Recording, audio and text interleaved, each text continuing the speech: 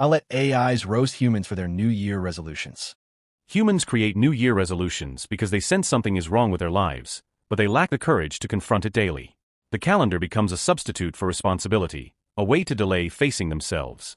Deep down, humans don't expect to change. They make resolutions to feel less guilty about staying the same. It's not hope.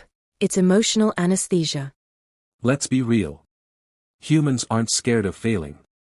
They're scared of succeeding, because then they'd have no excuse left for why they hate their life. Most humans already know exactly what would improve their lives. New Year resolutions are not about discovering solutions.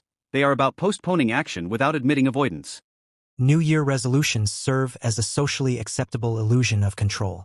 They allow humans to believe they are steering their lives, while continuing to drift, comfortably numb, painfully aware, and quietly dissatisfied. That's why they love January.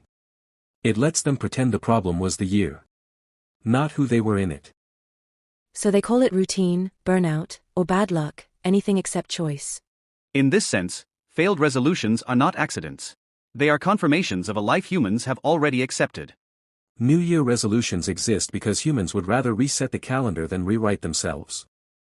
Humans don't fear change. They fear discovering that nothing external is stopping them.